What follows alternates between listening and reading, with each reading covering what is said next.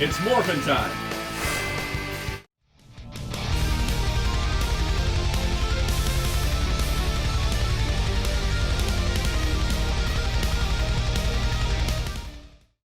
Hello, this is Soundout here, and welcome back to another Power Rangers Lightning Collection review. Here we have Wave 4 featuring Mighty Morphin Yellow, Zeo Blue, SPD Red, and Cybervillain Blaze.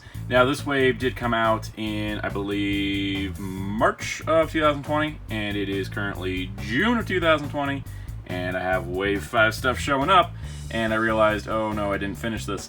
I got really preoccupied doing other stuff, namely reorganizing my entire collection, so I never got around to getting this review done. So, we're going to kind of take this a little brisker pace than usual. I don't feel the need to be as detailed, as it has been several months since these figures came out. Most people have them, most people have seen reviews on them, but I want to give my own thoughts, so we're going to roll right through this and try to do this as quick as possible without losing any quality.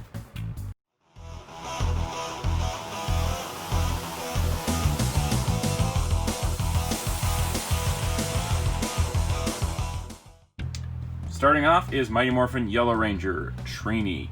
Now, this figure is the 1 per case figure, so she is hard to find. She also is a Mighty Morphin Ranger, which does increase her rarity. This is our first Yellow Ranger. Woohoo! We've gotten a couple golds, but we haven't gotten a yellow yet. It's nice to see the yellow highlights on the box. Yeah, so best of luck finding her. I know she's super popular, and for good reason, as this is probably the best, one of the best unmasked heads we've seen. Really great likeness to Thuy Trang, and yeah, I'm pretty impressed. I like how the hair is down on one shoulder, but not both, as that allows her articulation to work. However, there's one slight issue with the figure, and this is something to keep in mind, and this is why she looks like she's got a bobblehead going on. For some reason, the unmasked head seems to sit tighter on the ball joint, and when people have gone to remove it, it's ripping the joint out. So keep that in mind. You might want to use some heat when applying it. For this video, I didn't want to mess with it too much, so I decided just to leave it loose. But I do like, again, with the one hair thing, because Draken's head was really tight because he had hair on both sides. There was no good gripping spot, but here you can kind of grip and pull.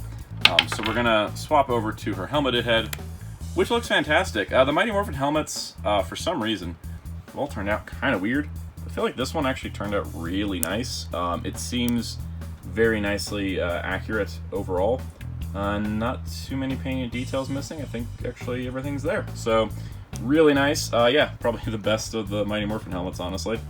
She is on a female body, of course. While suit footage for Tiger Ranger used for Trainee was a male body, this figure is female body, partially because I think there would be a little bit mix-up, because anytime Thuy Trang was in the suit, of course, Thuy Trang was female, so there is that. Also, I think they can also chalk this up to Season 2 new fight footage, and probably reuse this for Aisha later down the line. So, yeah, pretty cool. So, overall, similar figure to Kimberly with a lot of improvements. It's just overall quality improvements. The paint's really good this time. It's not like with Kimberly where there was like 3 colors to her suit. Articulation's the same, but it feels so much nicer. Overall, Wave 4 does feel like a huge step up in quality from the first 3 waves, which is really nice to see. And I can actually confirm from one figure, Wave 5 I own, Wave 5 is even further up in quality. So the line is constantly improving, which is so good. I love it when toy lines get better over time instead of getting worse. Looking at you, Mattel. Now, overall, good articulation. Of course, what is articulation without accessories? So let's take a look at that. First up, she does come with 2 extra hands. One here is a kind of claw hand, really cool for posing. Honestly, kind of reminds me of a lot of her signature poses. But it's specifically designed to hold the Blade Blaster, which is nice to see because Kimberly, if you remember, had a weird squared off hand hold the Blade Blaster. This looks a lot more natural. So that's really nice. Of course, Blade Blaster only in gun form, but I prefer that to having only stick form. So that's fine with me. And then the other hand, which is actually ironically on the same hand, is a flat palm hand for different posing, which actually might work well for Kimberly too. The main accessories, of course, are the power daggers. These are the same as the power cannon from the Comic-Con set, and she can hold those Either direction. She wants these hands that she has, these gripping hands, also new, pretty nice hands overall. They grip the daggers well, which is nice to see. And she also comes with the, I think this originally came with the White Ranger, the Starburst effect in yellow, and these can peg onto the end, and you actually get 2 of them, which is nice. So you actually increase that. Her weapons are so small, it kind of makes sense. So you got that. Personally, I think it's a little silly for having such big effects on such tiny weapons, but it is nice that they didn't like lack accessories when there really wasn't much else to include with Trini. The power daggers themselves are kind of normally small weapons anyways, so you got that going on. But yeah, that's Trini. Pretty solid figure. Really do like her. Definitely glad to see the female mold improve on only its second use.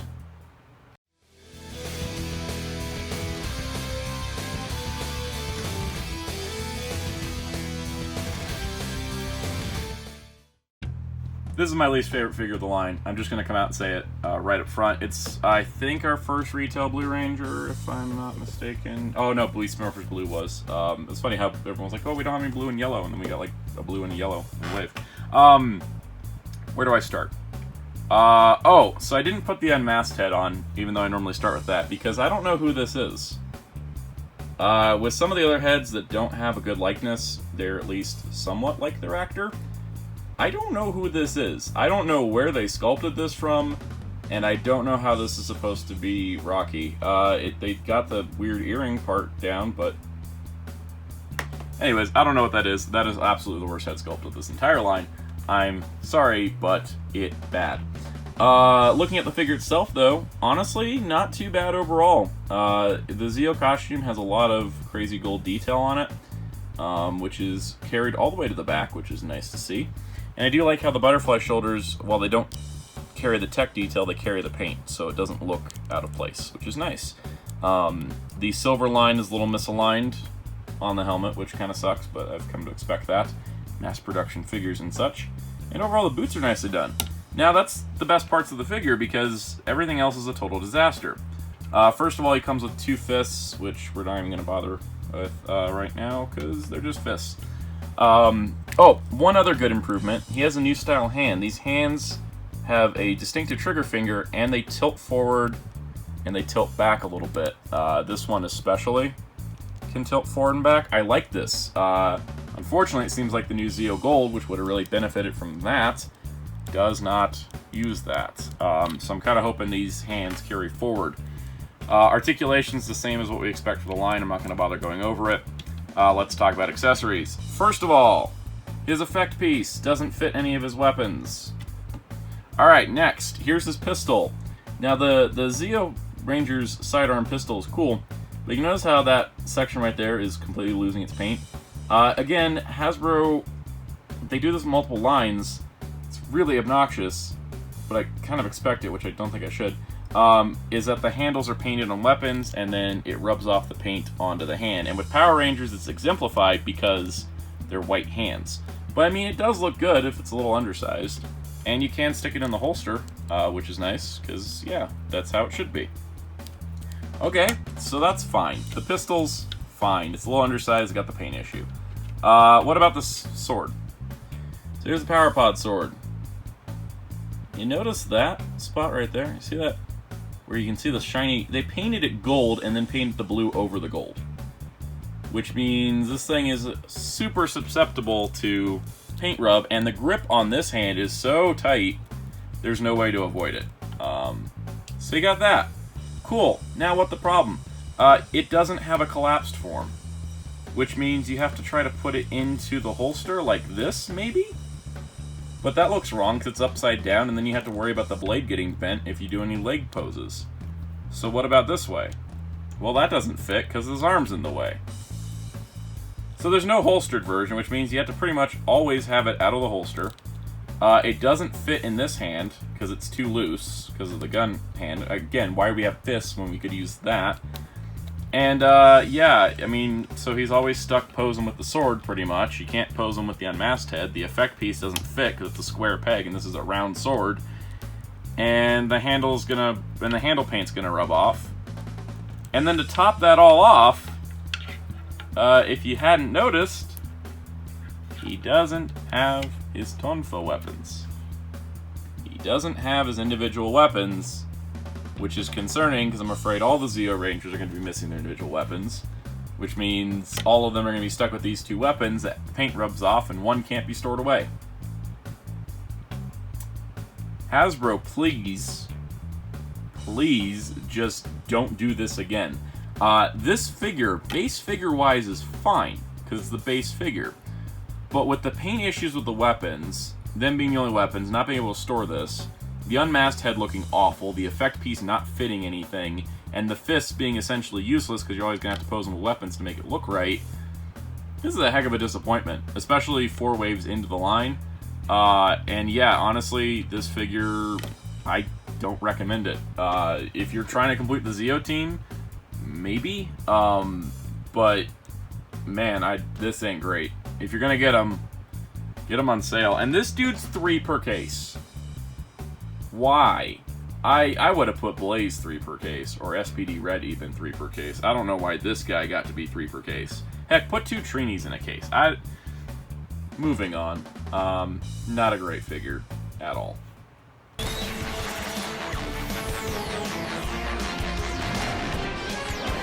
SPD Red Ranger. Moving from a bad figure to a good one, we have the SPD Red Ranger, Jack Landers. He is our red of the wave. He's got a nice red box, nice artwork on all sides. I really do like the way these boxes look. And yeah, let's take a look. So, this head had some controversy when it was first revealed at a European convention. There's a picture of a cosplayer as the photo reference as opposed to the actor. But it does have a resemblance to the actor. I don't think it's perfect. It's not super close either, but it's not as far off as Rocky. I feel like Rocky's head sculpt is going to be our low bar, so anything that's above that is fine.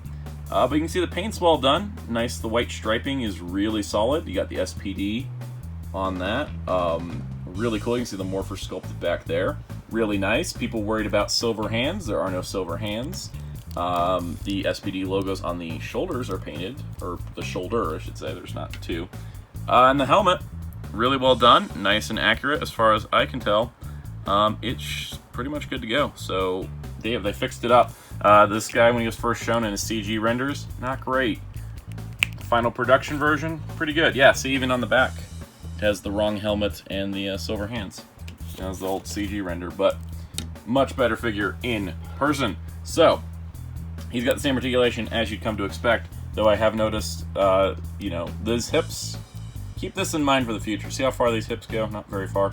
Yeah, we'll talk about that in a future video. So, accessories-wise, we got the hands. Now, the hands are the same as Zeo Blue, so they do have the pivot, which is great because they're 2 gun-wielding hands. He also comes with one of these, standard open palm hand. Normally, I'd say, well, not really useful for him, but this always can be used for another figure because he's got generic glove design. And then he's got this hand, which is all crazy and open, and that's because he comes with his Delta Morpher. The Delta Morpher's not painted on the back, outside of the top part, but he can hold it with this hand, and look at that. So it does have SPD. It does say, okay, maybe the words are too small to make out, but as you can see, the slider switch is on the correct side, so they did fix this from Shadow Ranger. And swapping the hands, which I realize I haven't swapped a hand on camera this whole video, you can see that you can get him in a very good Judgment Time pose because he holds it really well and it looks fantastic. So really nice to see that. That's a great improvement over Shadow. Swapping hands back over, he's got his 2 Delta Blasters, which of course, here's the one, which looks cool. This one goes in this hand. And oh, by the way, because the plastic is black, and the hands are white plastic, it doesn't have any paint rub. And then we have the other blaster, which we'll talk about that in a second. So you got that going on, and yeah, so this is what I'm talking about. All right, with Zeo Blue's weapons, they could have painted them differently or molded them in a different color and then painted other parts. The Zeo Blue one's confusing because they painted it gold, then painted it blue, when they could have just molded it blue and then painted the parts they needed to paint gold. But with these, the actual handles are plastic, or the black plastic, and the hands are white plastic, so it doesn't rub on each other. That's how I want this whole line to be, because I really, really do like that. Now, of course, he does come with an effect piece, this one being the same as the Magna Defenders, which looks pretty good. Now, there is one little secret here, aside from the fact he can holster his weapons, which I want to show off real quick. You can not only put them in the holsters, but the articulation is there, meaning that he can actually draw them from the holsters, which is pretty cool. But just like in the show, if you take both blasters out of the holsters, there we go, and you can take this one, and it pegs into the other one, like that, and then you can flip the handle, and now you've got the combined blaster.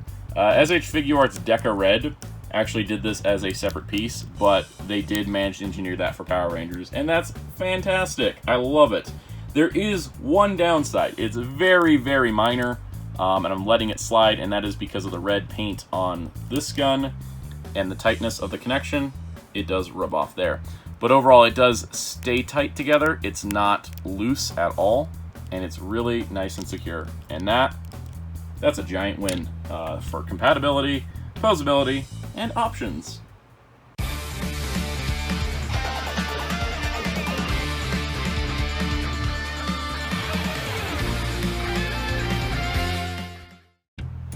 Rounding out the wave is Cybervillain Blaze from Power Rangers Beast Morphers.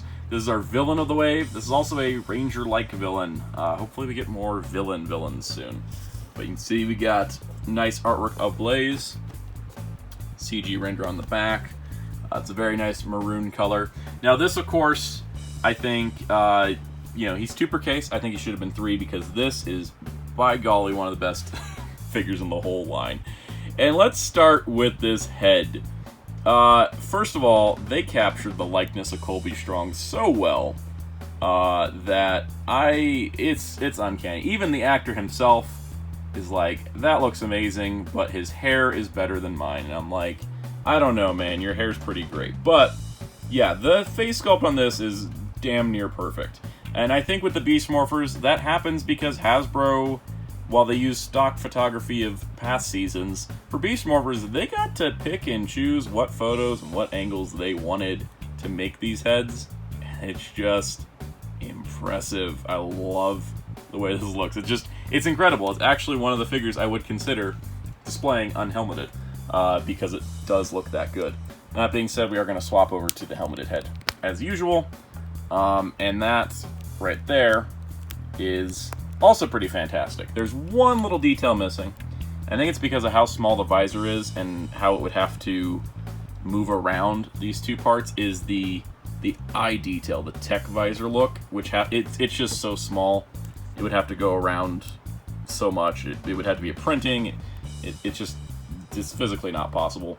But you can look at this nice corrupted version of the Beast Morphers Red Ranger, and yes, of course, Dark Buster for those Go Busters fans. This is incredible.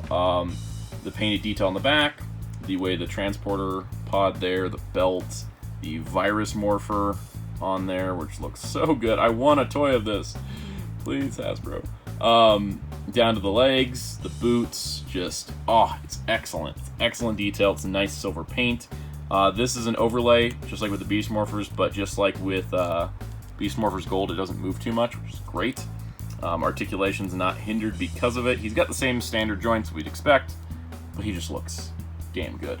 Now, accessories. He's got 2 fists, which is good because he does have unique hands, unique glove design. He's got a lightning effect. This is the Green Ranger Fighting Spirit effect, which fits over his sword like this, which is cool, but we're going to just move that aside. And here's his sword. The sword looks really nice, painted on all sides, looking great. Fits in his hand, nice and neat as well. A little bit of paint rub, but the hand is not as tight, so it's not as much of an issue. And then we get to the coolest accessory, which is the viral briefcase of Doom. I don't actually know the official name off the top of my head, but this is the actual device used to make the the actual villains. They're the Robotrons. This is actually the thing that makes the Robotrons. It's got the Morphex canisters there. It's got virus loading on the screen. It's got the buttons. It folds up nice and neat into a briefcase. This is one of the coolest accessories because it is very specific to the character. It's specifically not an action feature accessory. It's something that you could use in a diorama or just have him carry. And it functions like it does in the show. It's incredible. I really love it. And yeah, you can have him hold it. I love having this guy posed holding the Robotron maker. I love having him like trying to fight off the Rangers like he's trying to escape at the last second. Where he's like, I'm out of Morphex, I can't teleport. And so he's got kind of like protecting the Robotron case going there, looking like that. Incredible figure. I absolutely am in love with this. This is a wave where, you know, we have my least favorite figure in the wave, but there's also 3 I really, really like. But he takes the cake. My favorite figure of the wave, one of my favorites of the whole line in general. And man, oh man, do I want a Roxy to go with him. And then we get Robo versions of both. Because Blaze and Roxy are the best. So yeah, that's the wave. So overall, Wave 4 I think is very solid, and it gets me very excited for the future of this line. Quality's increased, for the most part. Functionality, accessories, articulation. This is a very solid toy line, and it's only going to keep getting better, I can definitely tell that. So yeah, like I said, Blaze is my favorite, probably SPD Red's my second favorite, Trini's third, but they're all fantastic figures, and then Rocky is a piece of garbage. I really don't like that figure at all. So overall, really solid wave, really nice. Look for Wave 5 reviews in July. I have Time Force Red currently, and Ranger Slayer and Billy will be showing up in July, so stay tuned for that review. And I hope you enjoyed this. If you did, please leave a like, leave a comment, subscribe, hit the notification bell to keep up with future content. I'm working on a video series touring my entire toy collection, so be sure to check that out. Find Power Rangers news at hero-club.com. Check out my graphic designer on Twitter at darkclaw643. And until next time, this is Soundout saying goodbye.